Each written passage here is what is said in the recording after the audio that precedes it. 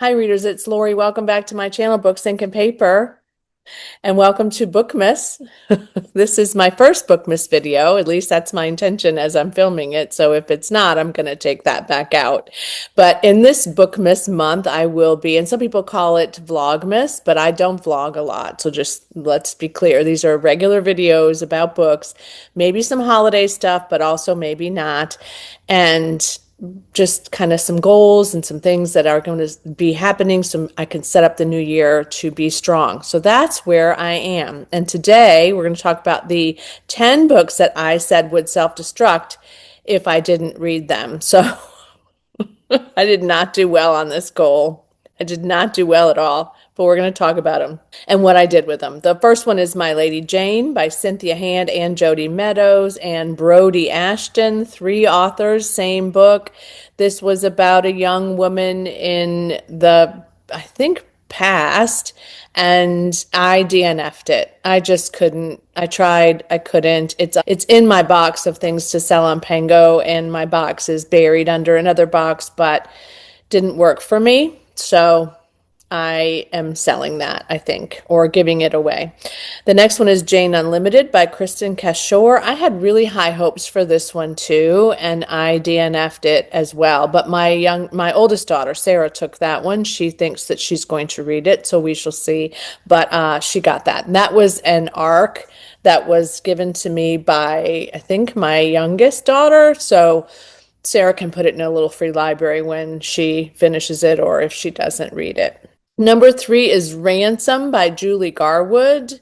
This one has a hardback, cover art, no jacket. I tried this one too, and it's just not going to work for me. I actually tried a few chapters of this recently, and I thought I almost did get rid of this before, and I thought, well, no, I think maybe it's good, so I kept it, but I said I was going to self-destruct if I didn't read it, and I'm not going to read it. I'm not going to finish that. Conversion by Catherine Howe is another one. I like this author a lot, but this one just wasn't moving for me. I think that this is young adult, but it's just a little too, I don't know. There's just something about it that just didn't appeal, didn't work, but I think it will work for some other people. So this one will probably be going on my Pango shelf. But here we go with Stella's Story. This is Eugene McEldowney. This was from my subscription that Lisa had gotten me years ago where I could get books from this bookstore in Ireland and they got to pick them for me. And this one was a best-selling author's new release. And Stella's Story is about her growing up on a farm in Fermanagh during the 40s, and I love that era. This is about Stella and her bright hopes for the future after something that wasn't intended happens to her. And I did not read this. I didn't even try a chapter, but I'm realizing that I don't want to get rid of this one yet. I'm just not ready. It is signed, but that's not the reason. I just think that this might be good and I might like it. So I'm going to keep that one and return it to my shelves. I know, you're surprised. The Women in the Castle, Jessica Shattuck, didn't work for me either. I think that this historical fiction was not my best genre category this year, and it wasn't working, nor was some of the other kind of speculative stuff, but I couldn't do it. So this one is set in Nazi Germany I think it's in it's in a Bavarian castle. Three women haunted by the past, the secrets they hold. So their husbands were, I think, murdered, and this woman, Marianne, is supposed to rescue the wives and children of the other resistors that were killed with her husband. It just didn't work. So that one's also going to go into the sell pile. Another one I was really sad that didn't work is The 12 Tribes of Hattie. I really wanted to like this one. Ayanna Mathis was an Oprah book club pick. I maybe waited too long. It maybe, again, historical fiction wasn't working for me, but I just couldn't really get into it. And it goes through a number of people and a number of time frames. She has 9 children, Hattie does. and they're all in a different thread, and I just couldn't. It was just too much. I think it was overwhelmed. I'm not saying any of these aren't good. They just weren't for me, and I'm ready to pass them along to people for whom they are.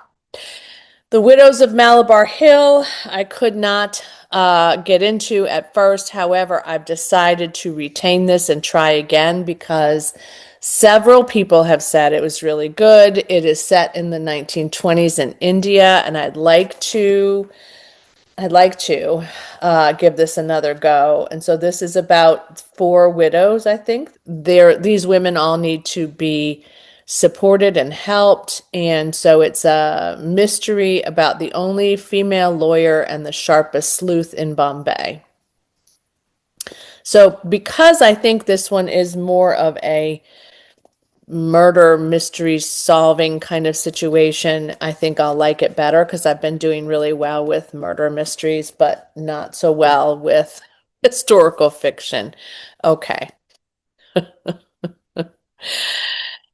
The Language of Flowers, Vanessa Diffenbach. I've had this for so long, you guys, so long. And I have said I was going to read it, and I didn't read it. And yet, so many of you said, don't get rid of it, don't get rid of it, don't get rid of it. It didn't make the list of the books that I was going to, the one book I was going to read before the end of the year. But yeah, I just want to keep this one. So I'm going to. A lot of people have loved it, and I'm sure it's good. So child who's been abused or neglected in some way, now a teenager aging out of the foster care system, and she, I think, plants a garden.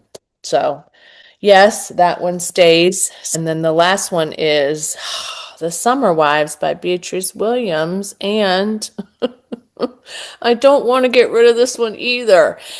But I didn't try a chapter of this, and I still think I might like this. This is also historical fiction, definitely, but summer of 1951. And I think I am stepping out of the 30s and 40s, and especially World War II for the moment anyway, is not working for me. It's like I'm saturated with it. So I think that the 50s might be better. It's more of my, desire now to read books that are set in the 50s. So I'm going to give it a chance. This is an arc I got years ago. This came out in, goodness sakes, 2018. That's when this was sent to me. 2018.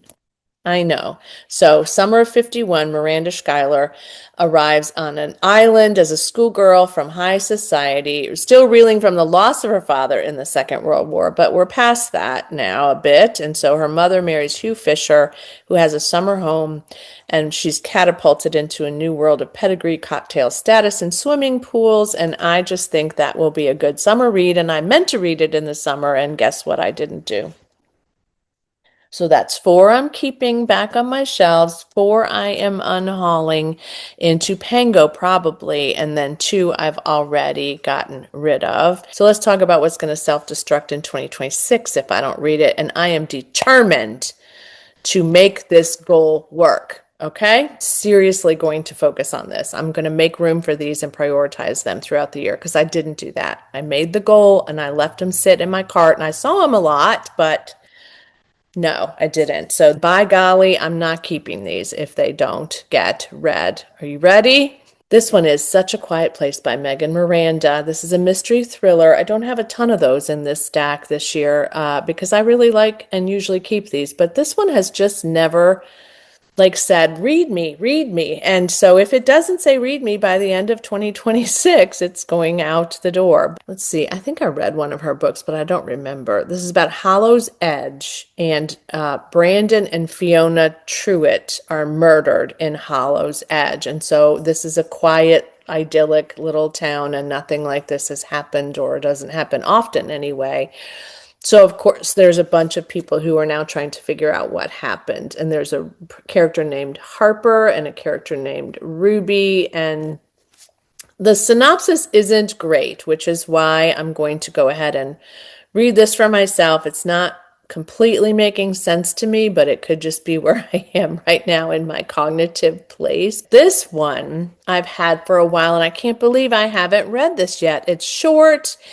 It's Graham Swift's Last Orders. I love this cover, and it won the Booker Prize, which doesn't always mean I'm going to love the book, but this is about four men, friends, and they gather in a pub in London because their other friend died, and they are paying tribute to their other friend, and their friend had a mission for them about what to do when he died. So it's their last orders about, kind of having to dispose of his ashes, but also remembering their friendship. And he seeks to affirm the values of decency, loyalty, and love. Beautifully written. The Sage of Ordinary Days.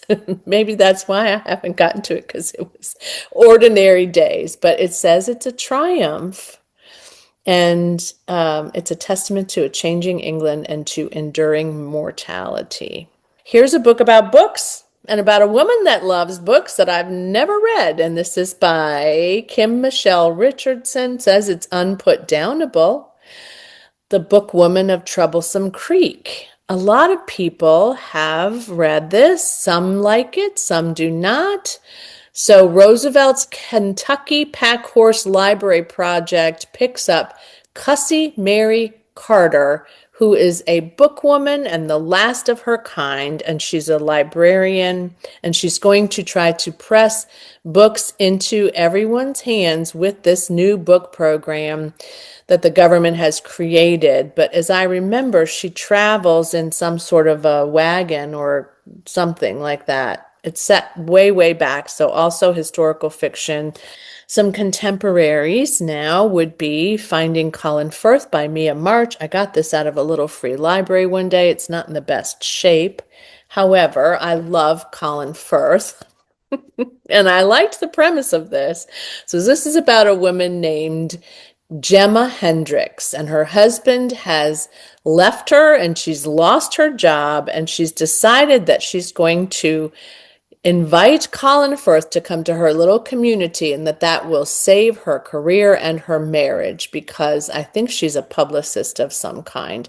And there's a rumor that he's going to be in her area filming a movie. So that's why she has decided that this crazy thing is going to happen. But in the meantime, she meets other people and she connects with them, and she discovers that maybe she has the opportunity of, just finding other people instead of just Colin Firth. But we shall see. Mia March wrote the Meryl Streep Movie Club book, and this is One Summer, Three Women, and Mr. Darcy. All right, summer read, maybe. Maybe that one and Beatrice will be on my summer reading list. This one is Then and Always by Danny Adkins. I've had it for a bit. I do love this cover. I often do these things because of the covers. This one came from a little free library as well. All right, so this is about Rachel Wiltshire, who had a great group of friends. She had a great opportunity to be in a journalism program in college, and she's just, riding the high wire. I think she has a boyfriend too. And then something terrible happens to her, and it doesn't say what it is, and I don't want to know. But years and years later, she returns to this place where she was to be with her friend who's getting married and to celebrate her friend's life. And she's still struggling over something terrible that happened to her. And she's still grieving over this and can't seem to let it go. And I think she's kind of at a standstill. While she's at the wedding, she falls, injures her brain, and I think she's been asleep for a little bit. And when she wakes up and gets her memory back, she discovers that something has changed and it's not the way she remembered it before. So I don't know if it's like, her memory is gone or what, but she's trying to piece things together to discover the astonishing truth, which is probably what I suspect the cover made me grab it out of the little free library, but it sounds good. It's twisty, romantic, keeping you guessing, a story about the kind of love you never forget. Okay, so those two are more love stories probably. If this woman ends up marrying Colin Firth, that will be a little bit unrealistic, but we shall see. Sorry, my legs are just tight today. All right. I think, a little bit of fantasy, magical realism, speculative. Matt Haig, I've had this for a while. My daughter's friend gave it to her, and she read it, gave it to me, and I never read it. I like Matt Haig. I have not read a ton of Matt Haig, but I have read one book of his as for sure. But this one is the first rule is don't fall in love. So also a love story, but humans and time. So lifetimes. How many lifetimes does it take to learn how to live? So Tom Hazard looks like a normal guy, but he's in his 40s and he's lived different lifetimes all of his life. He just goes from place to place. And so he's not somebody who, stays in one place, so to speak, for very long. He's performed with Shakespeare, he's been on the high seas with Captain Cook, and he's shared cocktails with F. Scott Fitzgerald. This seems like a book I would love, right? Why have I not gotten to this book? So the only rule he has to follow in this lifetime journey through all of these timelines is to not fall in love. And then you know what's going to maybe happen. He might be falling in love with somebody. I think that would be great. Why haven't I gotten to it? I don't know. Now, this one I added because I was listening to the Currently Reading podcast and I don't remember. I think it's the free one. Yes, I'm sure it is. And Meredith had another guest with her, a therapist whose name I cannot now remember, but this was about your reading life and about your mental health. And it was really great. And it came out recently. So check it out if you haven't already. But she talked about a book by this author, and I was reminded that I have not ever read this. This is Rebecca Ross, Divine Rivals.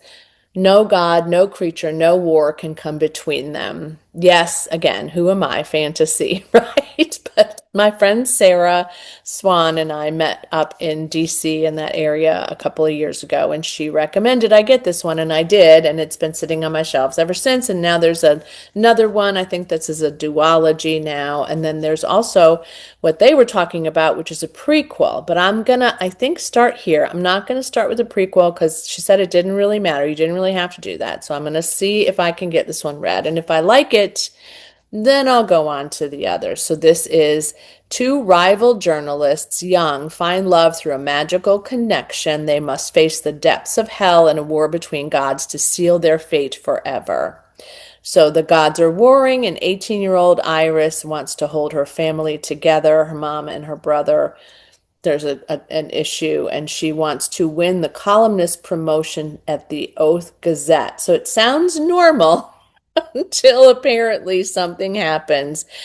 And she writes letters to her brother and slips them beneath her wardrobe door, and they vanish into the hands of someone else who's a rival at the paper. And I think I just need to start it and see if it's going to work because I've tried before to get encouraged to read it, and for some reason it just wasn't landing for me. But I'm in the moment where I want to give these things a try.